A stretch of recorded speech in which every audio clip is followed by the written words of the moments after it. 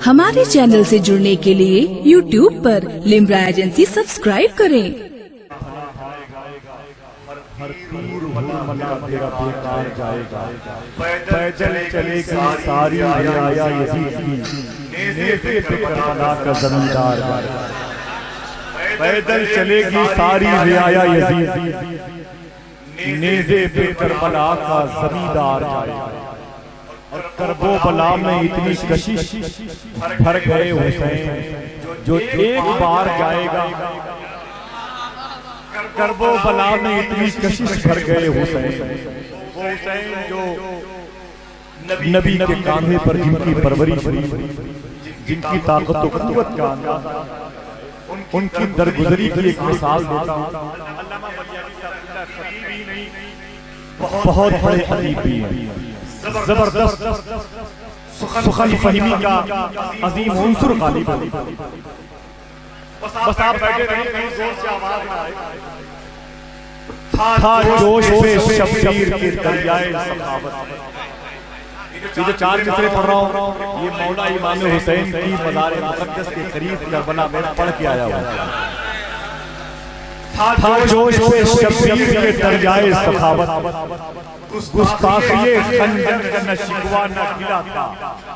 ये कहते हुए हुर की खता बख्श दी शह ने, अरे क्या याद करेगा किसी सैयद से मिला था। ये कहते हुए हुर की खता बख्श दी शह ने, क्या याद करेगा किसी सैयद से मिला। अरे वो तो इमाम हुसैन है, उनके घर के उस फर्द का जवाब नहीं जिसका नाम मौला अब्बास। मालूम है अपने खानदान के इतने खूबसूरत थे मैदान करबला में कि इनको कमरे बनी हाशिम कहा जाता, अपने खानदान का चांद कहा जाता। और ताकत इतनी थी, सगीरी सरकार नवाब अली शाह फरमाते, इतनी ताकत के मालिक थे सरकार मौला अब्बास नंबरदार। खड़े खड़े अपने पैर के अंगूठे से पत्थर पे अपने दुश्मन का नाम लिख देते थे। समझ रहे हैं आप? लेकिन वो भी शहीद हो गए, इसलिए कि जंग की इजाजत न दी। और अगर मिलती तो क्या होता? एक इशारा शायर कहता है, हर एक यजीद का जीना आजाद कर देते, मुनाफिकीन को वो बेनकाब कर देते। अगर हुसैन फकत इतना कहते जा पास, तो फौजे शाम को शामी कबाब कहते जा पास, तो फौजे शाम को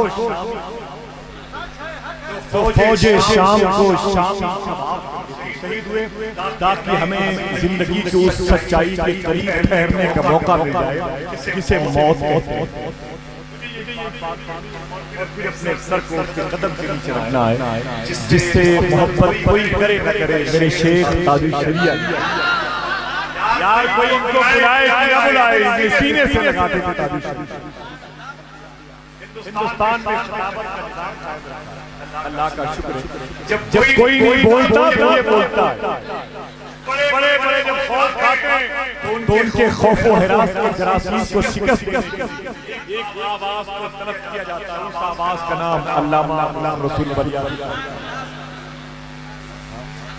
समझ रहे हैं आप? ऐसी शख्सियत यहाँ पर। लेकिन मैंने देखा कि हसासियत हिंदुस्तान में पार्लियामेंट के मेंबर ऑफ पार्लियामेंट की दीवारों के सीने पर जाके लिखा मसलक आला इतनी बड़ी कुर्बानी। हसासियत का आलम है कि किसी गर्व वाले अल्फाज को भी सुनते हैं तो दिल अजीब सी परेशानियों का इजहार करता है। और फिर आपसे बड़े बड़े गरीब से इनसे हसास और दर्दमंद दिल को मिलत की तर्जमानी करने वाला ये कहकर दिल से दुआ करे कि अल्लाह दोनों मुल्कों की शान को सलामत रखे। मोहतरम शफी अहमद खान साहब ने अपने बेटे मोहतरम सैयद गुलाम मोहम्मद खान साहब की कोशिश और अल्लामा नसीरुद्दीन साहब की नेपाल की बड़ी अजीम शख्सियत के मालिक उनकी इनकी काविश और जिद्दोजहद जो बुनियाद पर बुलाया। मुझे उनकी मौजूदगी में एक शेर पढ़ना है। वैसे शेर बहुत कम पढ़ता हूँ इसलिए कि लोग कहते हैं ये आपने पहली मजलिस सुने होंगे जो मैं पढ़ने जा रहा हूँ। आखिर सुने कैसे जब मैंने कहीं पढ़ाई नहीं। समझ रहे हैं? कुरान पाक में खुदा की जात तेरी तर्जमान हो चुकी है। खुदा की जात तेरी तर्जमान हो चुकी है। सहीफों में तेरी सीरत बयान हो चुकी है। एक आदमी कहते सुभान अल्लाह, बस एक आदमी सब बोलेंगे तो फिर मेरी हालत खराब हो जाएगी। फिर जब नहीं बोलेंगे तो मैं आपकी आवाज का इंतजार करूंगा और फिर कहूंगा कि ये बात इश्क से खोलना जरूरी है। मचल रहा है ये दिल रोलना जरूरी है। कहाँ के लोग हैं बैठे नबी की महफिल में, वहाँ भी चुप है जहाँ बोलना जरूरी है। मेरी हालत का खराब करे बस एक आदमी सुभान अल्लाह कहता है। सहीफों में तेरी सीरत बयान हो चुकी है। खुदा की जात तेरी तर्जमान हो चुकी है। जहाँ जहाँ पे नक़ूशे कदम तुम्हारे हैं, वहाँ वहाँ की ज़मीन आसमान हो चुकी है। जहाँ जहाँ पे वहाँ वहाँ की ज़मीन आसमान हो चुकी है। न कोई गोरा न काला न कोई छोटा बड़ा, ये उम्मत आपकी एक खानदान। सुने बिरादरी के नाम पर, कबीले के नाम पर, मुल्क के नाम पर इख्तिलाफ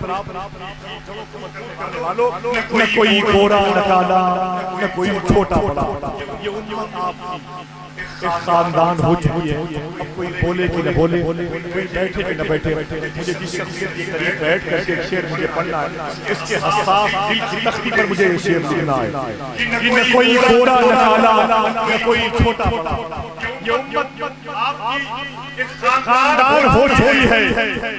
खबर नहीं देखना ये शेर सिर्फ अल्लामा बलियावी साहब की तह तक पहुंचते या आप किसी भी कोई ऐसा हसास दिल है जो इस गहराई से अपने आप को जोड़ सकता के करीब कर सकता है कि न कोई गोरा न काला न कोई छोटा, ये उम्मत आपकी एक खानदान हो चुकी है। खबर नहीं कि हमारी नमाज कब होगी, हमारे कानों में लेकिन अज़ान हो, खबर नहीं कि हमारी नमाज कब होगी, हमारे कानों में लेकिन कहाँ जा रहे हो? किसी ने कहा घर जा रहे हो, कहा घर नहीं मौत की तरफ जा रहे हो। इतनी बड़ी सच्चाई का नाम लोग अपने होठों को शराब से अधूरा करते हैं। क्या उन्हें कब्र में चेहरे रसूल नहीं? सरकारे गौसे आज़म फरमाते सुनो, ये आंखें तुम्हें कुरान पढ़ने के लिए दी गई है, नंगी तस्वीर देखने के लिए नहीं। अगर तुम्हें बहुत शौक है नंगी तस्वीर को देखने का, तो ये आंखें जिसने दी है उसे वापस कर दो अपनी कहीं। सरकारे गौसे आज़म फरमाते हैं तुम्हें ये हाथ माँ की खिदमत के लिए दिए गए। अगर इन हाथों से गरीबों पे जुल्म करोगे तो ये हाथ जिसने दिए हैं उसे वापस कर दो अपने कहीं। तुम ला नहीं सकते, तुम ला नहीं सकते। समझ रहे हैं? फरमाते हैं गौसे आज़म सुनो, तुम झूठे हो क्योंकि मालिक मैं हूँ। बाबू शेख ने 70,000 मुरीदों के सामने गौस पाक में जुमला कहा, तुम कहते हो इस जिस्म का मालिक मैं हूँ, झूठ बोलते हो। अगर तुम इस जिस्म के मालिक होते और फिर तुम्हारे सर में दर्द होने वाला होता, तुम सर के दर्द से कहते इस सर का मालिक मैं हूँ, तुम बाहर चलो। अगर तुम इस जिस्म के मालिक होते तुम्हारे पेट में तकलीफ होने वाली तो अपने पेट में तकलीफ से कहते ये पेट मेरा है, तुम्हारी वहां नहीं चलती, सिर्फ गुनाहों पे इतना। ये उम्मत आपकी एक खानदान हो चुकी, न कोई गोरा न काला न कोई छोटा, ये उम्मत आपकी एक खानदान हो चुकी है। खबर नहीं कि हमारी नमाज कब होगी, हमारे कानों में लेकिन अज़ान हो चुकी है। ये बताएं या तो तकरीर बगैर सुने चले जाए या ये वादा करें कि तकरीर सुन के अमल करें। हाँ तो खुदा से इंशाअल्लाह बोले, जोर से बोले इंशाअल्लाह। या तो चले जाएं, कुर्सियां खाली रहेंगी, दूसरी मखलूक आ जाए। समझ रही मेरी बात?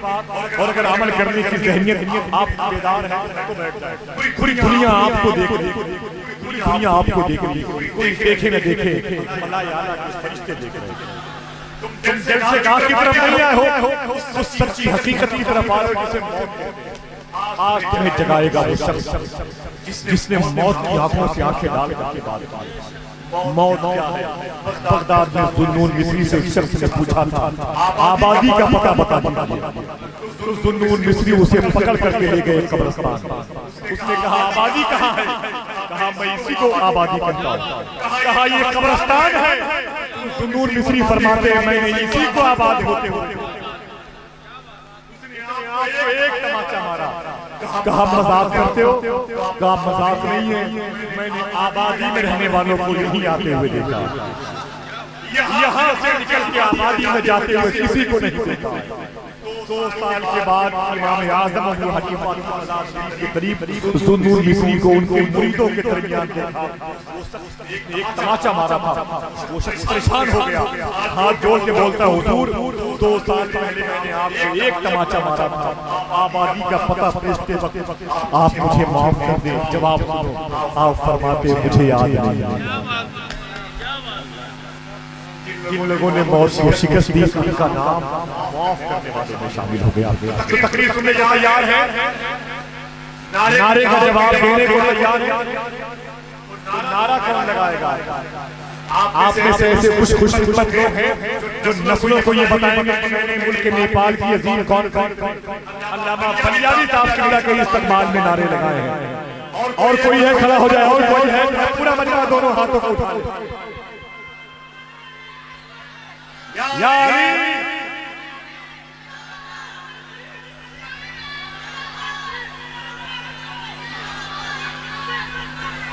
जरा दोनों हाथों को उठाके बोले, दोनों हाथों को नारे का जवाब दे। नारे हैदरी, नारे हैदरी, नारे हैदरी, फैज़ान सरकार गौसलादा, अज़मत करीमात, वहाँ अपने अपने मुस्तकिल आला हज़रत, अज़मत हुजूर ताज शरिया, वो शख्स है जो आपके मुल्क में आके अपने मुल्क की सच्ची तस्वीर पेश करेगा और ये ऐलान करेगा कि वो चाहते हैं कि हिंदुस्तान छोड़ दे हम। बताओ, भूत के डर से बड़े अदब और एहतराम के साथ में मुल्क हिंदुस्तान की तवारीख को रकम करने वाली अदीबाना सलाहियत के मालिक अल्लामा गुलाम रसूल फरियादी कहली को आप खोल करके गानों के पर्दे को आप इस वक्त बेदार करें और पलकों को कलम बना लें। मोहब्बत मुस्तफा के हुरूफ तैयार हैं आपके सफर इख्तिताम तक। अल्हम्दुलिल्लाहि रब्बिल आलमीन वल आक़िबतु लिल मुत्तक़ीन।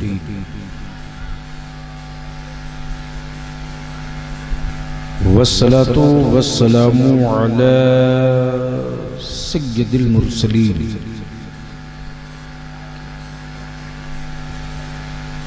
व अला आलिहि व सहबिहि अजमईन, अम्मा बाद।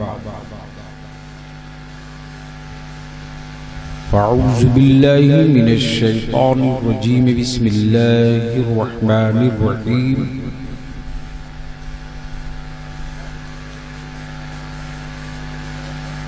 क़ाल नबी सल्लल्लाहु अलैहि वसल्लम, अल हुसैनु मिन्नी व अना मिनल हुसैन। सदक़ रसूलुल्लाह सल्लल्लाहु अलैहि वसल्लम। मुअज़्ज़ज़ उलमाए किराम, मोहतरम शोराए इस्लाम, बिलखुसूस बिलग्राम शरीफ की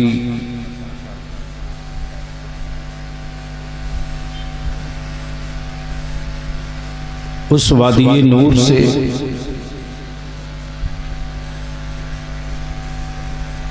गौसे आज़म के घर की अता की हुई खैरात लेकर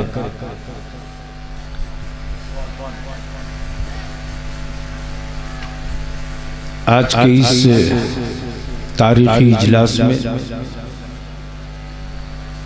तशरीफ लाए पीर तरीक़त औलादे गौसे आज़म हज़रत अल्लामा शाह सय्यद ताहिर मियां दामो फ़ैज़ुकुम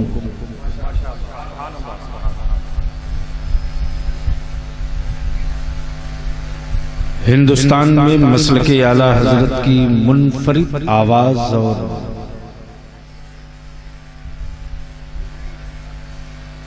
मुनफरिद वकील भी नकीब भी हजरत अल्लामा शाह आसिफ रजा सैफी साहब, जिन्होंने बड़े खूबसूरत लबो लहजे में हमें भी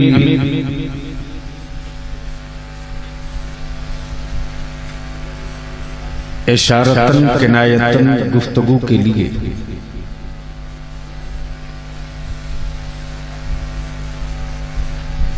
आमादा किया। मिंबर शरीफ पर उलमाए ज़वील एहतराम इंडो नेपाल के उलमाए इकराम की एक अजीम आबादी मौजूद है और मुझसे पहले आप हज़रात ने जमाते अहले सुन्नत के निहायत ही संजीदा खतीब भी, अदीब भी, मुदर्रिस भी, फ़क़ीह भी हज़रत अल्लामा मौलाना मुफ्ती शेर मोहम्मद साहब की गुफ्तगू समात की। शायर इस्लाम ताहिर रजा रामपुरी से ना तो मनक़बत समात की और कौन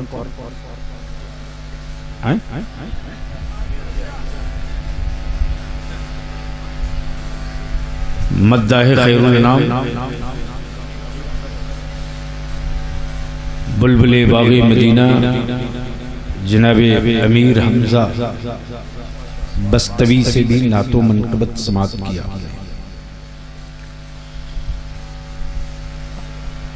हमारे मसलक का मुल्क नेपाल में एक बेबाक वकील भी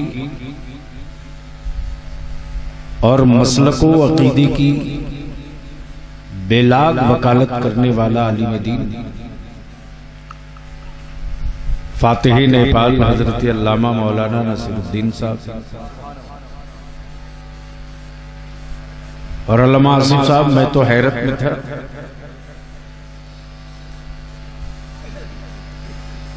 कि अब भी जिन स्थिति परिस्थिति हालात से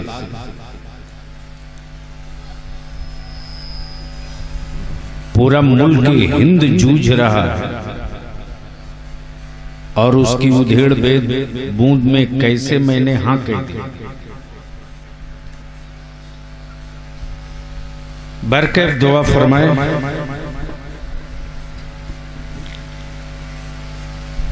10 साल पहले की शायद मेरी गुफ्तगू कहीं की याद होगी। वो पीरियड था जब मैं साफ साफ लफ्जों में कहता था कि हिंदू नेपाल बोस्निया और म्यांमार के रास्ते पर चल पड़ा है। 10 साल पहले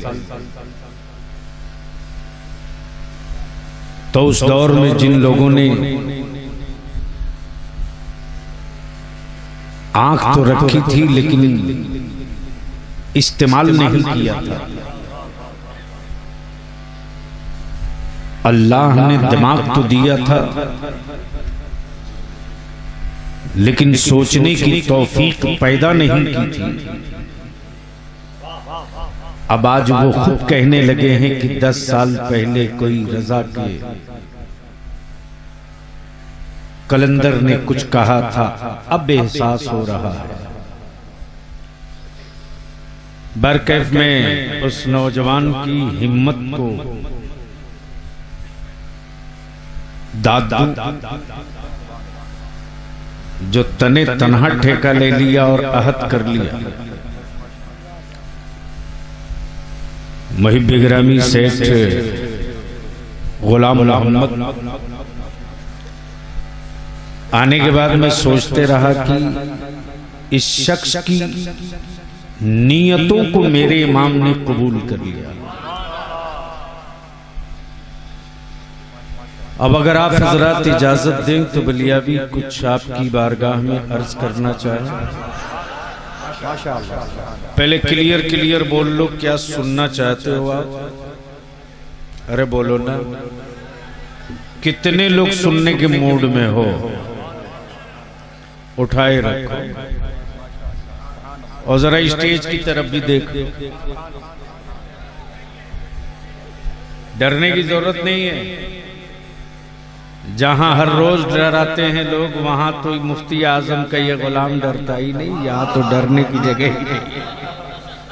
अब जब हाथ उठा लिए हो तो झूम कर एक बार या हुसैन जोर से रंग में बोलो, और रंग में, और रंग में, और रंग में, रंग जमा के मस्ती में, मस्ती में, मस्ती में।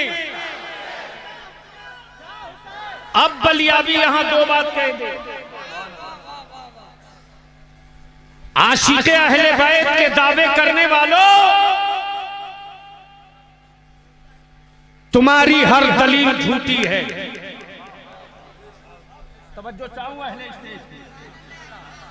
आशिक़े अहले बैत के दावे करने वालों,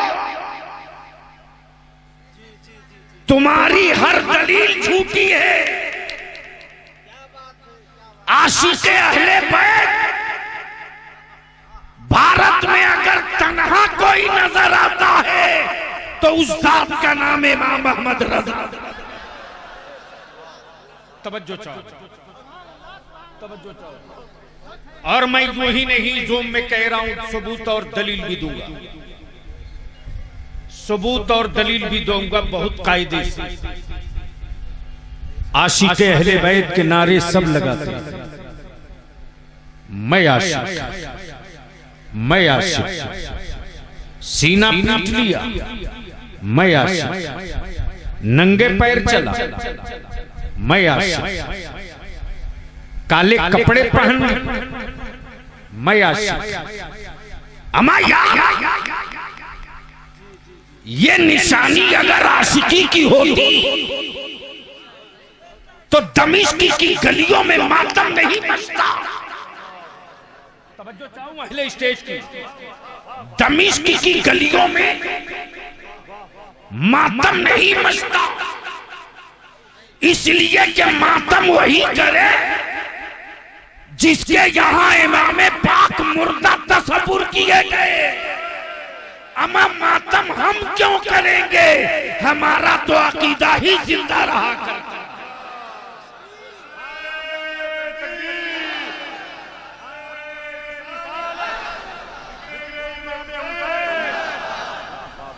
अब यहीं रुक लीजिए। आकाए करीम ने क्या फरमाया? हुसैन मुझसे बोलो, बोलो, बोलो।